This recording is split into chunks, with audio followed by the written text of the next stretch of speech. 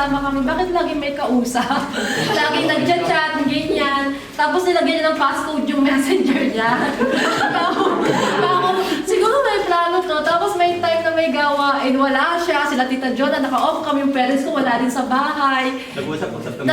Kaya po, sabi ko, ala, ang lakas ng pakiramdam ko, parang may pinaplano sila behind my back.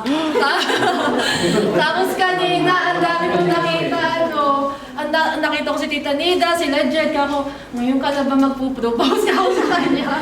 Ako, hindi pupunta yung parents ko, wala yung magulang ko. Ako, kung hindi pupunta yung mama at daddy, hindi ako papayag kasi gusto ko kasama ko sila sa special day ko. Kasi sa isang gusto ko makita nila ako na masaya ako.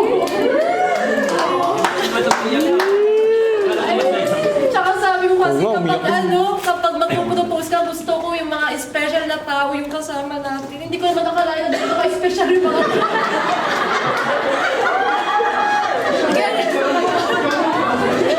hindi ko expected na ganito kadami yung special na tao na sumusuporta sa amin. Kaya salamat po sa mga buhay niyo. Salamat po talaga sa pagmamahal sa amin. So, ang Lord po ang magbe-bless nun. And hindi po namin alam kung kailan or when, pero ngayon pa lang po, minimake sure na po namin lahat po kayo invited sa special na Sana all! Sana all! Salamat po marami. Thank you so much. Kaya ngayon pa lang po, mag-ready na po kayo ng mga isusuot nyo lahat.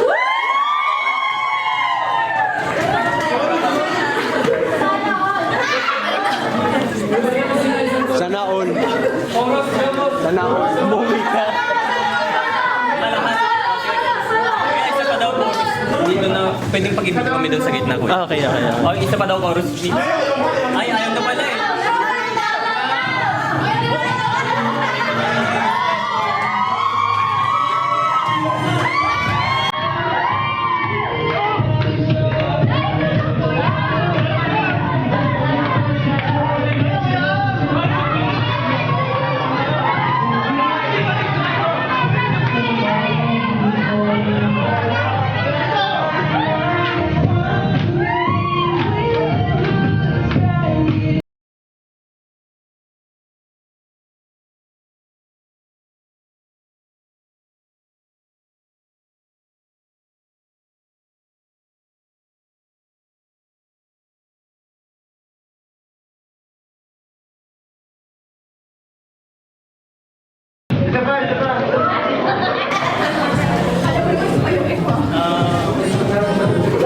Ni-invite ko namin si Pastor Bong para pag-pray ko kami.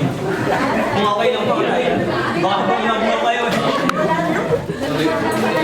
Doon. Okay lang doon ka pa. Okay lang po dito. Sa dito, hindi kayo makita ng mata. Bubuksan ko? Bubuksan ba? O, pag tama, ito na. Yung isa. Hindi. Ay, nabubuksan ko. Magandang hapon po sa inyong lahat. May nanalo na.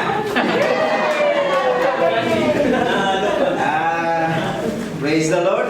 Ngayon ko lang muna naintindihan, sabi ko, ano ibig sabihin ng Maui? Ayun pala'y mahal, walang iwanan. Pero paunahan ko na po kayo, mahirapan kayo. Ang magandang isama niyo ang Panginoon sa inyong buhay. Dahil pagkasama niyo ang Panginoon, may kusot man, may bagyo man, siguradong kayo ay mananatiling magkasama. At rin nyo, hirap na hirap kayo. Pa-oo-oohin nyo lang si Joey. Pero actually, ang Diyos po yung nagplano. Sabi ng Jeremiah 29:11, "For I know the plans I have for you, plans to prosper you, not to harm you." At ito yung future na gustong ibigay ng Panginoon. Lagi nga po sinasabi sa mga bata, pag po sila nagplano ng future ng pag-aasawa, hindi para sa kanila, kundi yung plano ng kaloob. At plano ng Panginoon at kalooban ng Panginoon sa kanila.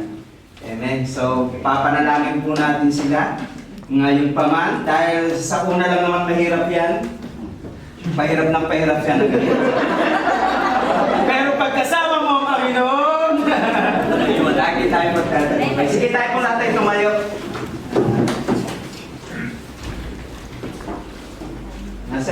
coordinator ng effort.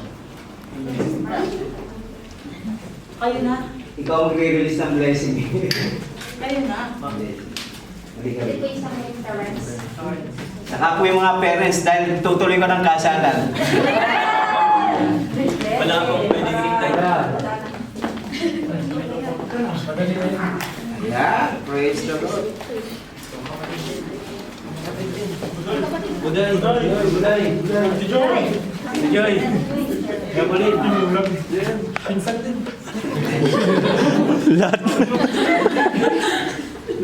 Napakasarap po, napakaganda. Tatandaan niyo po yung kagalakan natin dito, temporary lang. Pero ang gusto ng Panginoon talaga yung eternal na kagalakan. At napakaganda po, pag both po side ng pamilya ay may pagkatakot sa Panginoon. Ngayon pa man, ay i-bless po natin itong dalawang ito na dalhin sila dun sa dapat nilang kalagyan at lalo higit yung panawagan sa kanila ng Panginoon. At maging both side po ng family. Sige po, pwede bang itaas po natin yung ating kamay? Hallelujah. Father God in heaven, nagkakaisa po kami sa oras na ito. Salamat Panginoon. Bago pa kami magplano, may plano ka na Panginoon sa buhay po ng mga batang ito. At hinihiling po namin, pinababayaan ka po namin kumilos sa kanilang mga buhay. Dahil napakaganda ng plano mo sa kanila. Plano na pagpalain sila. Hindi pahirapan o Diyos, hindi ilayo, kundi plano na pupkupin. Salamat po na maraming at ngayon pa man hinihiling po namin yung pagsama mo. Ibig sa kanilang mga kahinaan, sa kanilang mga pagkukulang, ikaw ang manguna. Salamat o Diyos. And I pray, Panginoon, sa both side ng mga magulang na ito, O God, magkaroon sila ng pagkakilala, pagkatakot, at sumunod sila sa iyo, O Diyos. Salamat po na maraming. I-interest po namin ang buhay ni Jandy, ni Jory, O Lord. Salamat po. Patuloy na ikaw po yung manguna sa kanila. Poprotektahan mo rin sila sa anumang gawa at plano ng kaaway. Lalo higit sa anumang kasinungalingan ng Diablo sa kanilang mga buhay. Protektahan mo rin ang kanilang kalusugan. Salamat po na maraming sa oras na ito. Pagpapalain kayo ng Panginoon, iingatan kayo, paliliwanagin ng Panginoon ng mukha sa inyo at kaabagan niya kayo. Ililingap ng Panginoon ng mukha sa inyo at bibigyan kayo ng kapayapaan, ngayon at pagpakailanman. Amen.